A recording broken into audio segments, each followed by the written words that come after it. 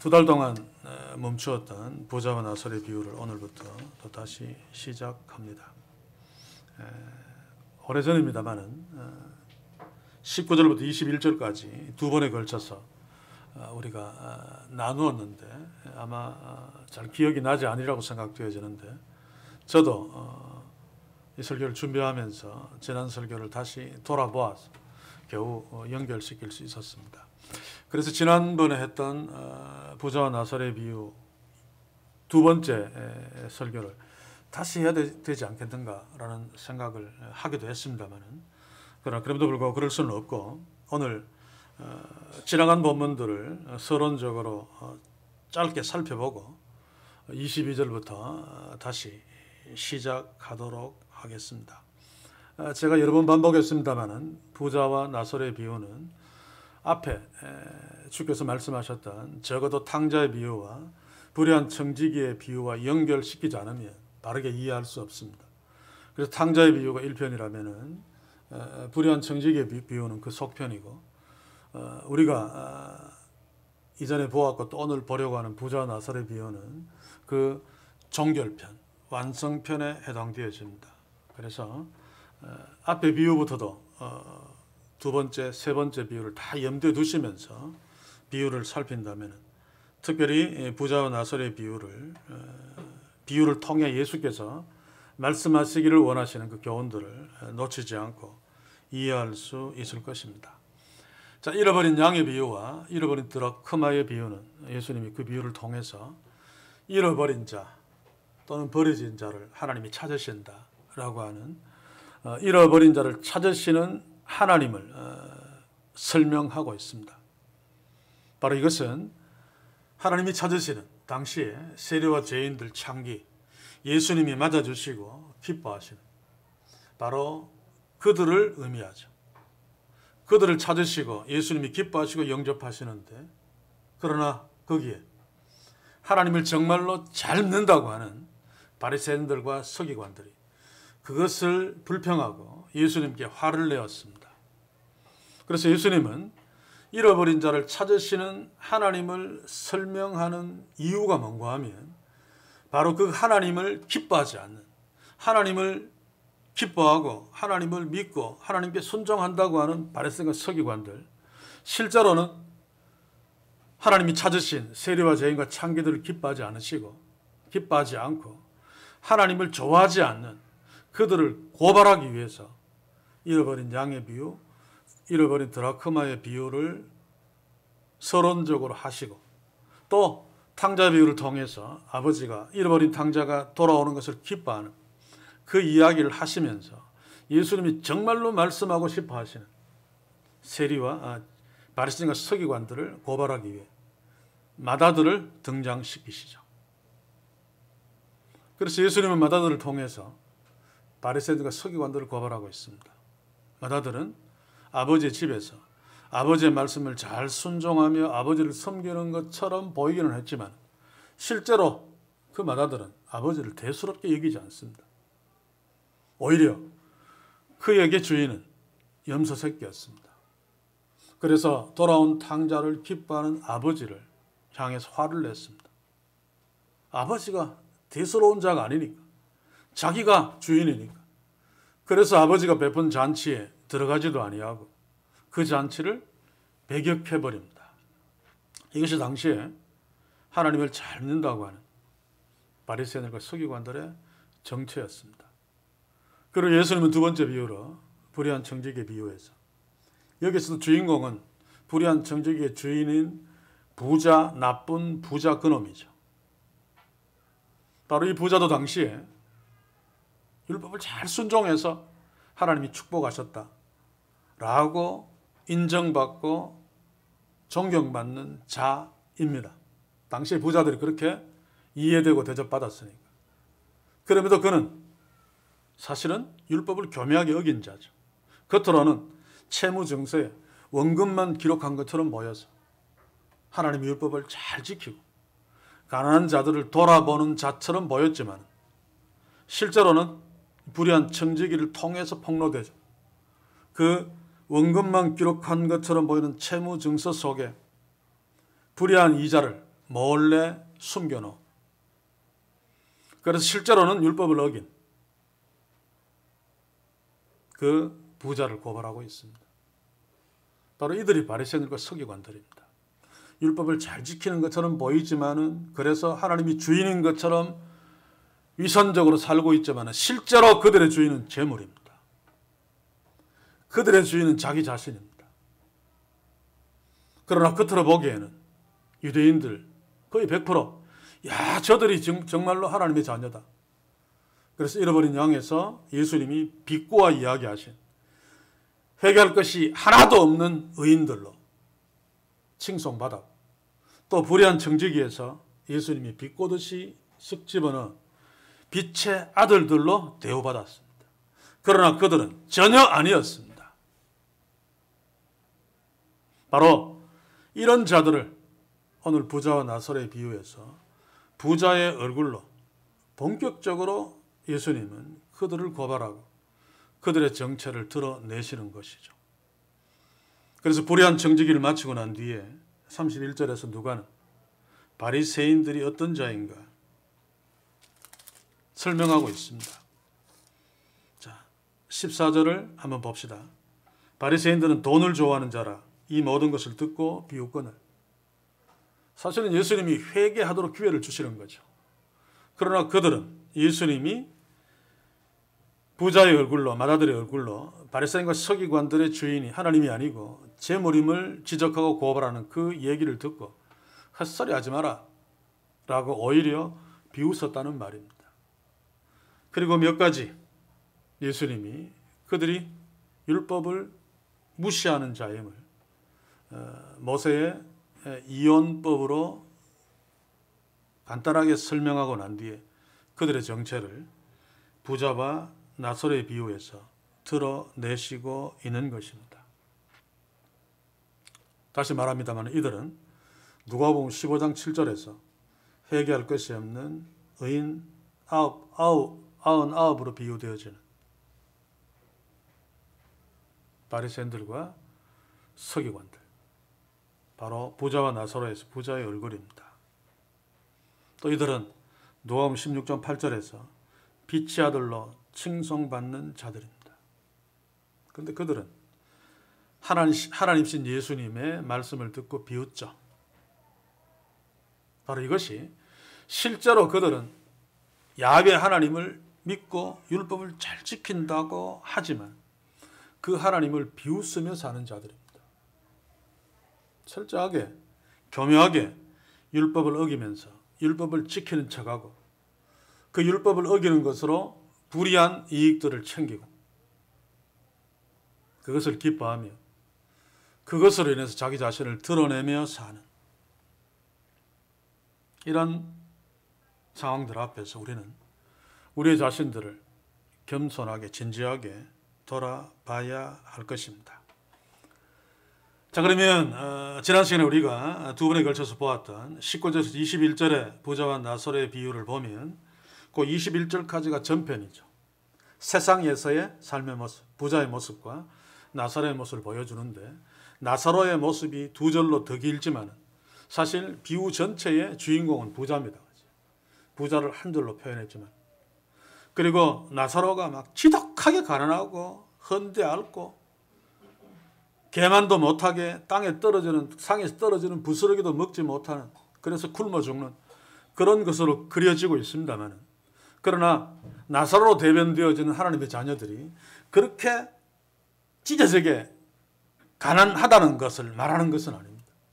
예수님이 그렇게 나사로를 표현한 것은 그 극단적으로 하나님이신 부로 자기 자신을 위해서 살고 있는 자색옷으로 임금처럼 살고 가는 배옷으로 아주 내의마저도 최고급으로, 그리고 날마다 호로 연락하면서 자신의 대문은 왕궁의 대문처럼 크게 만들고 사는, 바로 그 표현이 더 극대화되도록 나사로를 아주 가난하게 묘사해서 부자와 대비시키기 위한 의미입니다. 이렇게 하나님이 축복하신 부자가 자기를 위해서는 이토록 누리고 자기의 친구들, 자기하고 비슷한 자들을 위해서는 돈을 그렇게 써서 호합한 잔치를 벌이면서도 이렇게 극단적으로 가난한, 그러나 그럼에도 불구하고 나사로라고 하는 이름, 하나님이 도우시는 하나님의 자녀를 돌아보지 않는 이 부자가 얼마나 나쁜 놈인가. 그 부자는 지옥 가도 마땅해 라고 하시는 거죠. 자, 그런데 19절에서 21절까지에서 특별히 19절에서 부자가 사는 세상의 모습, 자색 옷을 입고 가는 베옷을 입고 날마다 화로히 연락하는 이 모습으로 예수님은 바로 이런 자들로 대변되어지는 바리새인과 서기관들, 당시에 예루살렘 성전을 중심한 유대 당국자들, 상류층 사람들, 절대로 하나님의 자녀가 아니다 라고 그 증거를 주시는 것입니다. 하나님의 자녀라면 아무리 하나님이 부를 부어 주어도 절대로 19절의 이 부자처럼 살지 않습니다. 자기를 위해서 그 많은 돈을 쏟아부으면서 또 자기하고 같은 레벨에 있는 친구들을 위해서 그토록 화합한 잔치를 벌이면서 절대로 살지 않습니다. 누가 뭐라고 해도.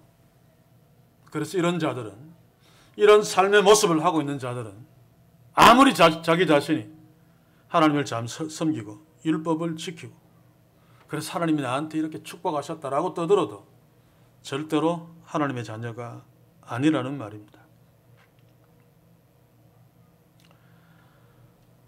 이런 부자의 또 한 가지의 하나님의 자녀가 아닌 특징이 있죠. 하나님이 도우시는 자. 다시 말해서 자기 친구들, 겉으로는 하나님의 자녀지만 실제로는 하나님의 자녀가 아닌 자들을 위해서 돈을 투자하고 같이 즐기고 하지만 하나님이 도우시는 자라고 하는 나사로, 진짜 하나님의 자녀.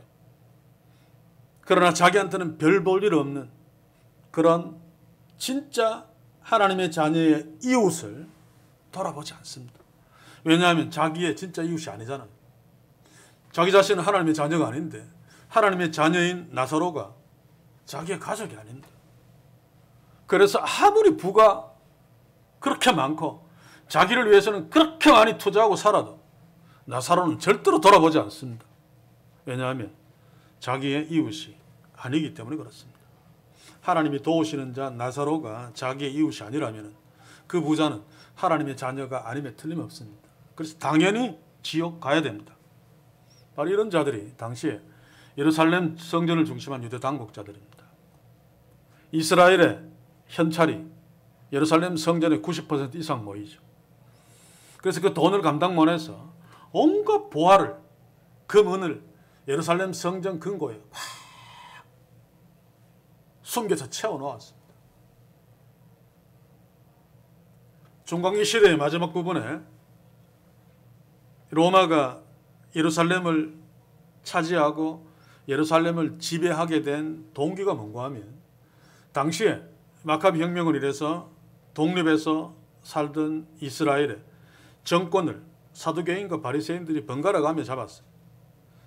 때로 사두개인들이, 예를 들면 국회의원들이 많으면 야들이 힘을 쓰고 자기 마음대로 법을 만들고 막 그랬고, 또 바리새인들이 힘을 잡으면 또 사두개인들을 막 무시하고, 요즘 우리나라 정치하는 자들처럼.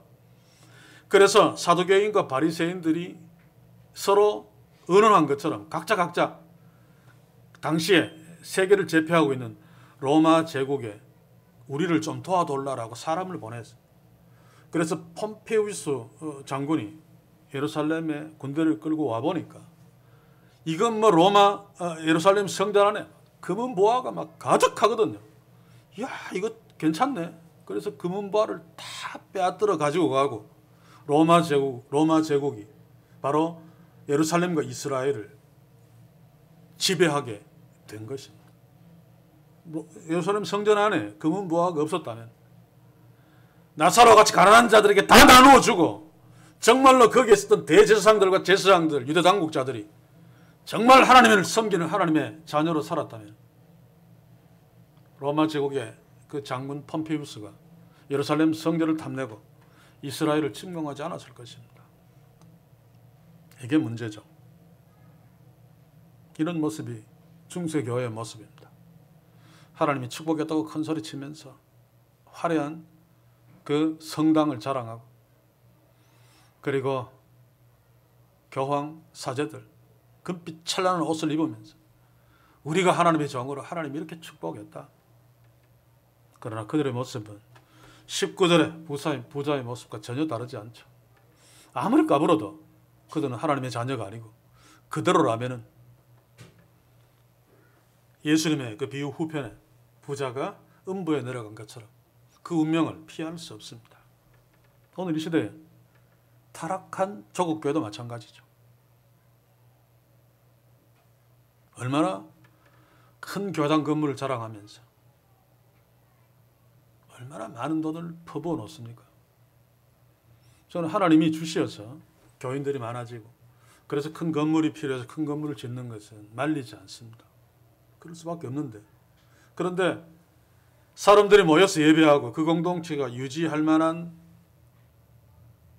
돈을 투자해서 건물을 갖습니까? 아닙니다.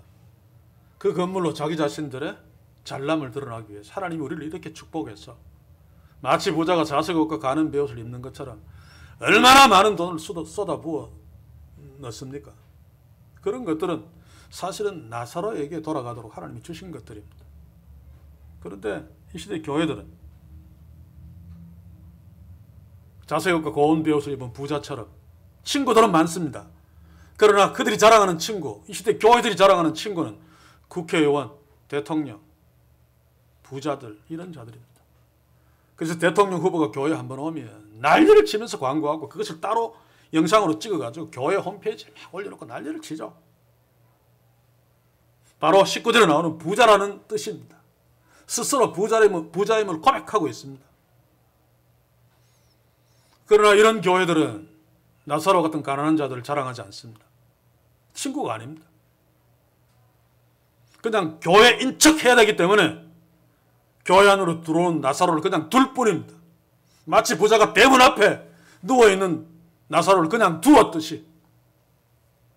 그래서 우리는 이 부자와 나사로의 비유를 보면서 예수님 당시에 천국 아랫목에 간다고 하는 유대 당국자들, 바리새인과 서기관들의 얼굴을 보고, 중세교회 하나님과 인간의 중보자라고 자청할 만큼 큰 소리 쳤던 교황과 또 사제들의 얼굴을 보면서 오늘 이 시대에 타락한 교회, 대부분의 그리스도인들이 그런 부자의 모습을 하고 있는 교회들을 하나님이 축복했다라고 이야기하면서 그것을 기도 제목으로 기도하고 있는 교회들이 얼마나 많습니까?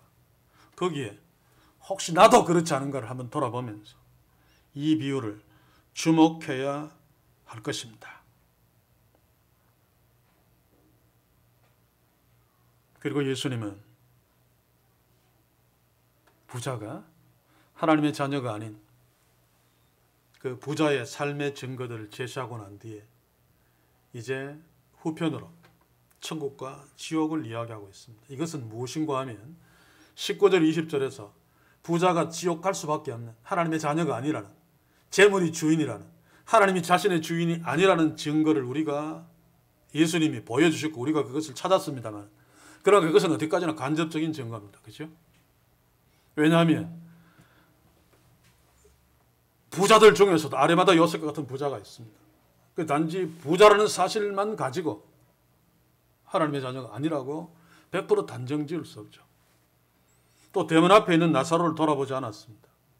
그 장면만을 주목하고, 아, 이놈은 나사로를 이웃으로 여기지 않았으니까 지옥과 마땅해 라고 단정적으로 말할 수는 없습니다. 왜냐하면 우리가 모르는 그 부자 그 엄청난 건물 안에 한쪽에 집을 지어놓고 나사로보다 더 불쌍한 사람을 100명이나 갖다 놓고 이 부자가 잘 섬기고 있을지도 모릅니다.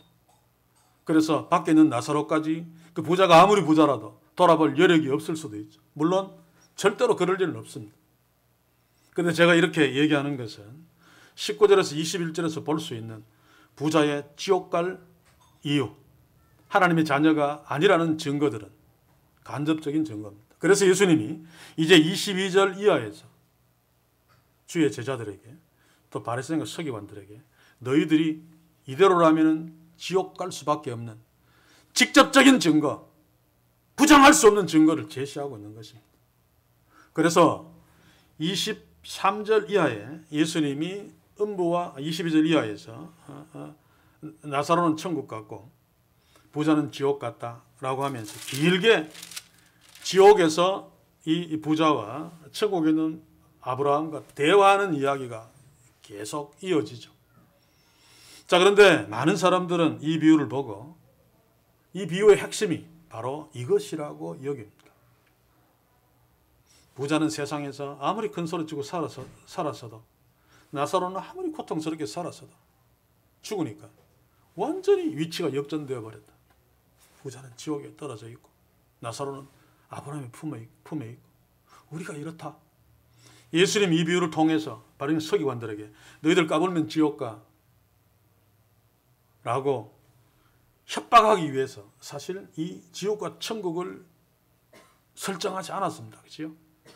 물론 사람이 죽으면 천국과 지옥으로 갈라집니다. 세상에서는 100년도 채 못 살지만 죽음이라는 현상을 통과하면 천국과 지옥으로 갈려 영원토록 그 팔자가 고정되어 버리죠. 그래서 이 사실은 굉장히 중요한 신앙의 내용입니다. 어쩌면 가장 중요합니다. 십자가로 말미암아 주어진 거죠. 그래서 우리는 이것을 종말론적인 신앙이라고 이야기하면서 굉장히 중요하게 여기고 있습니다. 그럼에도 불구하고 부자와 나사로의 비유에서 예수님이 이 종말론적인 신학을 말씀하기 위해서 이 천국과 지옥을 이야기하시는 것이 아니란 말입니다.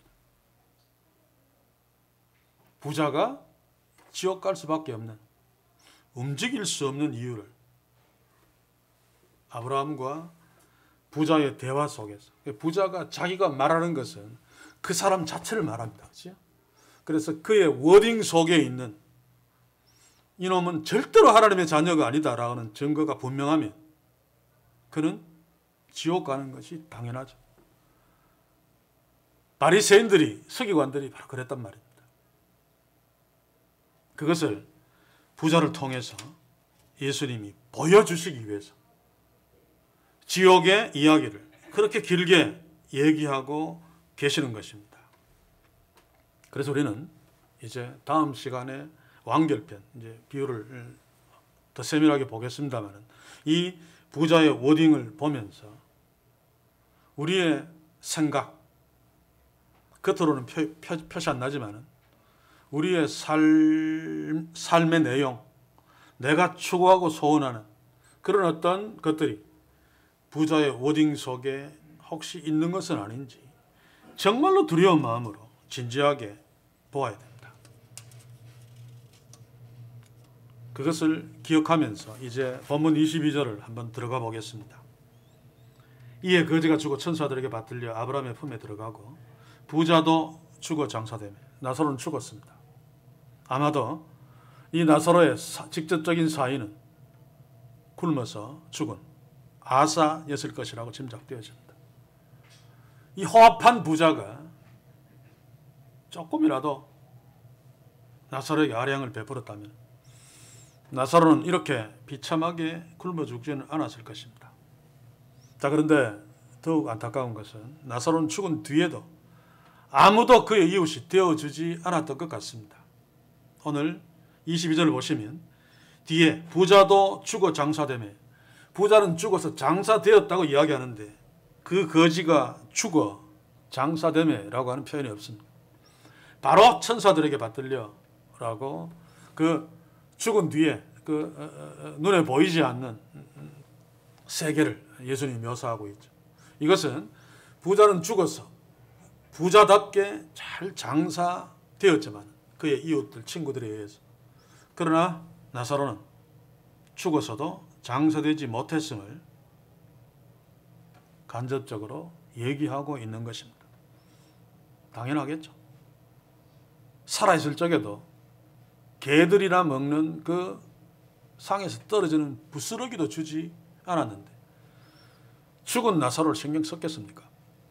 아마 우리 이 입장에서 본다면, 표현한다면 아마 나사로는 죽은 뒤에 시체를 그냥 둘 수 없으니까. 어쩌면 부자가 종들에게 명령해서 멍석말이해서 당시에 그런 주인 없는 시신들, 또 흉악범들의 그 사형당한 시신들 멍석말이해서 예루살렘 그 성읍 밖에 있는 쓰레기 그 처리장, 흰놈 골짜기입니다. 거기에 예루살렘 도성에 있는 쓰레기를 다 모아놓고 불을 지르죠. 그래서 쓰레기가 계속 모여들기 때문에 흰놈 골짜기의 불은 1년 365일 꺼지지 않고 계속 타고 있습니다. 그래서 그것을 게헨나, 지옥의 그림으로 성경에서 가져오고 있죠.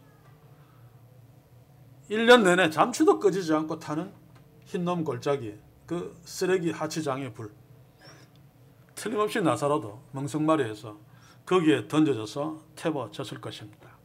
그러나 예수님의 말씀을 주목하면 놀랍게도 나사로는 천사에게 받들려서 아브라함의 품에 들어갔다라고 표현하고 있습니다. 나사로는 누굽니까? 이름의 의미가 하나님이 도우시는 자. 그는 하나님의 자녀였습니다. 그런데 세상에서는 정말로 하찮은 거지로 살았고 굶어 죽었고 죽은 뒤에 시신마저도 제대로 장사지를 못하고 쓰레기와 함께 태워졌습니다. 그러나 그럼에도 죽은 뒤에 천사에게 받들려서 아브라함의 품에 들어갔다라고 예수님이 말씀하고 있죠. 여기서 나사로가 아브라함의 품에 들어갔다라고 하는 것은 우리의 정서로 보면 이해 못합니다. 이게 잔치판의 모습입니다. 천국은 잔치판이죠. 그래서 예수님이 잃어버린 양을 찾은 주인이 잔치판을 벌였고 잃어버린 드라크마를 찾은 여주인이 잔치판을 벌였고 탕자를 찾은 아버지가 잔치판을 벌였죠. 천국 잔치판에 가장 상석에 아브라함이 앉아 있습니다. 우리식으로 이야기하면 복판인데 유대인들은 U자로 된 잔치판이기 때문에 가장 오른편에 앉아 있죠. 그 품에 나사로가 안겨졌다라고 이야기합니다. 그 말은 무슨 말인가 하면 세상에서는 그토록 허접하게 천대를 받으며 살았지만 나사로가 천국 잔치판에서는 가장 상석에 앉아있는 아브라함의 품에서 가장 존귀한 대접을 받으면서 잔치판의 음식을 먹고 있음을 예수님이 그려놓고 있습니다. 유대인들은 아브라함의 품에 있었다라고 하면 그 그림을 당장 봤을 것이다.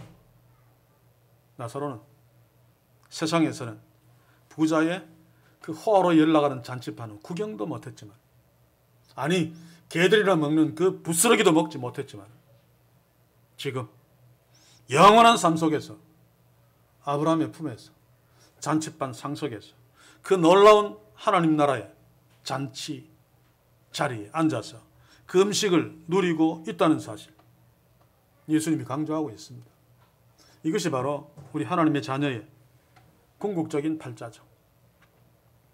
저는 이 이야기를 할 적에 나사로가 막 찌들어지게 가난했다라고 하는 것이 자꾸 저도 마음에 걸립니다.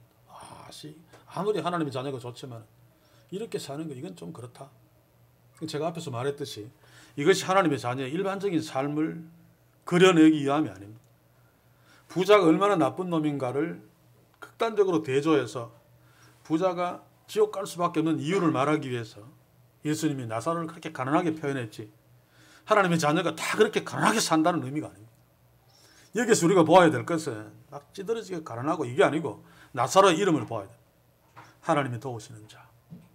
그렇다면 부자로 살든 가난하게 살든 하나님의 자녀로 가난해도 낙심하지 아니하고 기뻐하며 살 것이고 부자라도 교만하지 아니하고 가난한 이웃들을 도우면서 하나님의 자녀로 살 것입니다. 이 나사로가 아브라함의 품에 있었다는 것과 유사한 표현이 요한복음 13장 23절에 나오죠. 예수의 제자 중 하나가 곧 그의 사랑하시는 자가 예수의 품에 의지하여 누웠는지라. 이것은 유월절 잔치판 이야기입니다. 유월절 잔치판에 12제자와 예수님이 앉아있는, 정확하게는 빗스님이 누워있는 거죠. 거기에 예수님이 상석에 계십니다. 바로 그 품에 가장 막내인 사도 요한이 누워서 예수님과 함께 유월절 식사를 하고 있는 거죠. 이때는 물론 가룟유다도 있었습니다. 나중에 예수님이 가룟 유다가 나를 판다는 것을 노골적으로 지적할 때 가룟 유다가 나가버렸죠. 그리고 난 뒤에 6월절 만찬, 포도주와 빵을 통해서 십자가의 의미를 남은 제자들에게 예수님이 설명하시는데, 그것은 오늘 주제가 아니고, 어쨌든 하나님의 자녀인 나사로, 왜 예수님이 세상에서 그렇게 지독한 거지로 살도록 그리셨는가, 제가 그 이유를 이야기했죠. 그래서 거기에 자꾸 마음을 두고 하나님의 자녀라고 하는 그 영광, 그 기쁨이 자꾸 약화되지 않기를 원합니다. 아리마다 요셉도 있습니다. 그렇죠? 아브라함도 상당한 부자였습니다. 그러나 그럼에도 불구하고 부자로 살지 않았습니다. 아브라함은 나그네처럼 장막에 가고, 아리마다 요셉은 숨은 제자로 부자로 살았지만 그 뒤에 예수님의 시신을 용감하게 당돌하게 달라고 함으로 자신의 그 높은 권세와 부를 빼앗길 것을 각오하고 예수님의 제자임을 드러냈습니다. 그러나 예수님이 그리고 있는 이 부자는 당시의 사람들이 천국 아랫목에 앉을 자입니다. 그래서 하나님이 그렇게 축복했죠. 아마 율법도 잘 지킬 겁니다. 11조도 꼬박꼬박 했을 거예요 라고 인정해 주었지만, 그러나 자석옷과 가는 베옷을 입고 호화로 연락하는 그림으로 이는 하나님의 자녀가 아니야. 나사로와 관계 속에서 이 사람은 가짜야, 하나님의 자녀가 아니야, 지옥 가야 마땅해 라고 설명하고 있는 것을 우리가 놓치지 말아야 됩니다. 22절 보시면 부자도 주고 장사되며, 세상에서는 장사되었습니다. 그러나 예수님이 여기에서 보도록 하는 것은 이 두 가지를 놓고, 사실 우리 본문에는 번역되지 않았는데 그거 번역해야 됩니다. 22절은 이에라고 하는 것은 없고, 그러나 그 거지가 죽어 천사들에게 받들려 아브라함 품에 들어가고, 그러나 부자도 죽어 장사되며, 저가 음부에서 고통 중에 23절까지 연결시키면, 원문에는 절이 따로 없으니까. 그래서 예수님이 그러나로 비유를 이야기하고 있는 것은 너희들이 그러나를 중심으로 앞에 있는 것에 마음을 두지 말고 뒤에 마음을 두라고 말하는 것입니다. 그러나 나사로는 하나님이 도우시는 자였지만 그렇게 처절하게 가난하게 힘들게 살았지만, 그러나 뒤에 보시면 천사들에게 받들려서 천국 잔치에 상석에 있는 아브라함의 품에서 놀라운 대접을 받고 있다. 요거 주목하라는 거죠. 이게 하나님의 자녀의 궁극적인 하나님의 축복입니다. 또 그러나 앞에 부자가 호로 연락하면서 자색 옷을 입고 막 폼 잡고 수천억짜리 교회당 건물에서 예배 드리고 한국에서 최고 큰 교회 장로가 되고, 이런 거 보지 말고 그러나 뒤에 부자가 죽고 장사되며 음부에 내려가고, 이거 양쪽 비교해서 이 부분을 주목해서 보아야 된다. 정말 중요한 부분 바로 여기죠. 저는 세상 삶이 중요하지 않다는 것은 아닙니다. 그러나 세상에서 우리가 살아서 사는 삶은 남짓 100년입니다. 그렇죠? 그러나 죽음이라는 현상을 지나가서 천국과 지옥으로 갈리는 삶은 영원이라고 하는데 고정되어 있습니다. 여기에서는 전혀 반전이 없습니다. 그냥 영원토록 가는 것입니다. 그렇기 때문에 그 십자가의 은혜가 얼마나 큰 것인가를 우리가 종말론적인 신앙을 놓고 볼 적에 실감할 수 있는 거죠. 영원히 지옥으로 고정되어 있을 수밖에 없는, 바로 우리의 그 무지막지한 팔자가 하나님의 아들인 예수님이 십자가에 죽으심으로 생명을 내어주시고, 우리가 겪어야 될 지옥에 내려가서 그 고통을 다 당하심으로 우리는 사실은 별것 아닌데 죄인인데도 죽음이라는 현상을 넘어서서 천국이라는 영원한 영생의 삶에 고정되어집니다. 이게 나사로의 팔자고 우리의 복된 팔자라는 말씀입니다. 사랑하는 성도 여러분, 그래서 저는 마지막으로 19절에서 21절과 그러나로 연결되어지는 22절, 나사로는 거지처럼 살았지만 그러나 아브라함의 품에, 부자는 멋지게 화려하게 행복하게 살았지만 그러나 음부에 내려가면 이 두 개를 놓고 우리는 어디에 마음을 두고 있는가? 혹시 오늘 이 시대의 교회들이 축복이라고 이야기하는 것처럼 우리는 부자와 나설에 나오는 부자는 우리 싫다. 이놈은 아니다. 하나님 주신 많은 돈으로 나사로를 돌아보지 않다니. 부자는 싫어합니다만 혹시 그 부자가 누렸던 자색옷과 가는 배옷과 허로운 연락이 우리 마음속에 자리 잡고 있지 않습니까? 그게 중심에 있지 않습니까? 그게 혹시 우리의 기도 제목은 아닌가 질문해보자는 것입니다.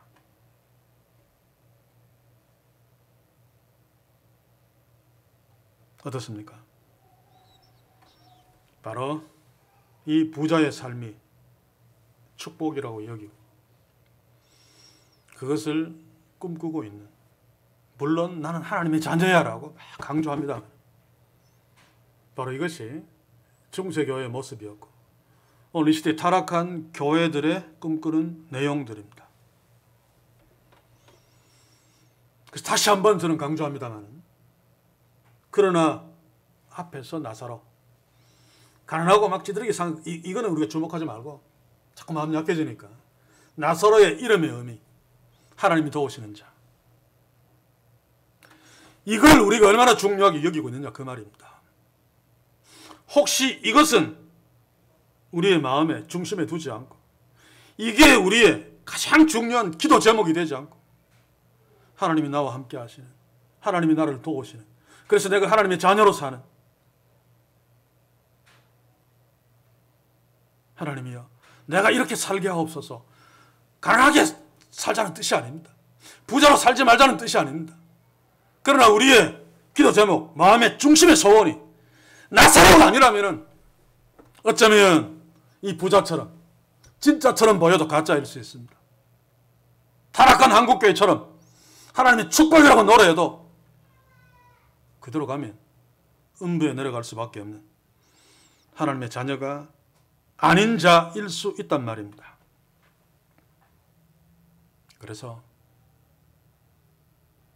부자와 나사로를 비교하면서 나에게 하나님이 도우시는 자, 나사로라고 하는 이름이 나고, 그래서 이것이 나에게 가장 중요한 주제요 소원인가 질문합시다. 이게 빠져버리면 자색옷, 가는 배옷, 포르쉐 타고 다니는, 수천억짜리 교회당 건물에서 수십억짜리 악기를 연주하면서 하나님을 노래하고 폼 잡아도 음부에 내려가매로 귀결될 수밖에 없습니다. 사랑하는 성도 여러분, 우리의 삶은 100년입니다. 기껏해야 호흡판으로 살아도. 그러나 그 위의 삶은 영원합니다. 그래서 반드시 이 질문을 해야 된다는 말입니다. 우리 인생은 죽습니다. 그렇죠? 그런데 또 한 가지 기억해야 될 것은 생각보다 일찍 죽습니다. 그래서 누구나 다 죽음 앞에 서면 당황하게 되죠. 그런데 더 중요한 문제는 누구나 죽기 때문에 죽음은 숙명적으로 받아들일 수밖에 없는데 죽음 뒤에 누구나 예외 없이 천국과 지옥으로 갈라진다는 사실입니다. 그런데 세상은 죽으면 끝이라고 생각합니다. 대부분. 그래서 모든 것이 끝나기 전에, 죽으면 뭐 끝이고 허무하게 이제 없어지니까 끝나기 전에 세상에서 즐겁게 즐기자. 그래서 미치도록 즐기면서 미치도록 범죄하자. 감옥에 안 갈 만큼. 그래서 돈을 미친 듯이 추구하고 권력을 미친 듯이 추구합니다. 죽으면 끝이기 때문에. 죽기 전에 실컷 누리자. 또 어떤 자는 죽음이 끝이라고 믿기 때문에 현재에서 너무 힘들고 고통스럽고 수치스러우면 극단적인 선택을 해서 끝을 내려고 합니다. 그러나 끝이 아닙니다. 우리가 죽는다는 것은 화장실에 있다가 문을 열고 나와서 안방으로 들어가는 그런 어떤 현상과 다르지 않습니다. 화장실은 기껏해야 2, 3분이죠. 변비가 있는 사람들은 더 오래 있을 수 있습니다만. 그러나 안방에 들어가서는 오랫동안 생활하며 편안하게 잠까지 잡니다. 그래서 우리가 화장실에 있는 동안에도 하나님의 자녀로서 안방을 주신 그 하나님의 은혜 앞에서 그러나와 그러나를 두고 앞과 뒤를 놓고 나는 안방을 선물 받은 하나님의 자녀, 아브라함의 품을 선물 받은 하나님의 자녀인데 혹시 그러나의 뒤보다 앞에 더 마음을 빼앗기고 있지 않은지 돌아보아야 된다는 말입니다. 그래서 예수님은 누가복음 6장 20절에서 예수께서 눈을 들어 제자들을 보시고 가라사대 가난한 자는 복이 있나니 하나님 나라가 너희 것이니요. 가난한 자와 하나님 나라, 천국, 아브라함의 품과 직접적으로 연결시켜 놓죠. 이것은 너희들이 가난하게 살아야지 천국을 소유한다라고 하는 말이 아닙니다. 여기에서 예수님이 가난한 자라고 하는 것은 돈을 주인 삼지 않은 자, 돈을 의지하지 않는 자, 가난하기 때문에 하나님을 의지하는 자를 말하고 있는 것입니다. 그래서 우리가 열심히 일해서 통장에 많은 돈을 저축하고 여러 가지 모양으로 미래를 예비하는 건 문제되지 않습니다. 그런데 그렇게 하면서 하나님보다 그것에 소망을 두고 그것을 의지한다면 내가 지금 하나님이 도우시는 자 나사로가 아니라도 별 상관없고 통장에 돈만 많으면 안심이 되고 위안이 되는 그렇지 않은가를 체크해야 된다는 말이죠. 우리는 그렇지 않은 하나님의 자녀인 것을 믿습니다만 그래서 예수님은 부자가 천국 갈 수 없다라고 말씀하신 마가복음 10장 23절 약대가 바늘길에 나가는 것이 부자가 하나님 나라에 들어가는 것보다 쉬우리라. 못 들어간다는 이야기입니다. 여기에서 돈이 많은 자를 말하는 것은 아닙니다. 아닙니다. 요셉도 돈이 많았으니까. 돈을 의지하는 자를 말하죠. 재물이 주인인 자를 말합니다. 하나님이 주인이 아닌 자를 말합니다. 여러분, 저를 가만히 돌아보면 내가 하나님의 자녀인 것 틀림없는데 그럼에도 불구하고 나는 하나님이 나의 아버지가 틀림없는데 하나님이 나의 아버지가 아닌 것처럼 산 때가 참 많았다는 사실을 인정하지 아니할 수 없습니다. 예수님은 바로 이 비유로 주의 제자들에게 그렇게 살지 말라라고 지금 말씀하고 있는 것입니다. 말했으니까 서기관들에게 이제 다음에 보겠습니다만 너희들은 바로 이런 자야. 그러니 지금은 절대로 하나님의 자녀가 아니야. 이대로 간다면 너희들은 음부에 내려갈 거야 라고 말하고 있습니다. 우리는 하나님의 자녀이기 때문에 부자로 살든 가난하게 살든 건강하게 살든 병력하게 살든 좁은 문으로 들어가서 좁은 길로 가는 자들이죠. 왜 주께서 우리에게 좁은 문 좁은 길을 주시고 그리로 밀어 넣으시고 그리로 가도록 하셨느냐.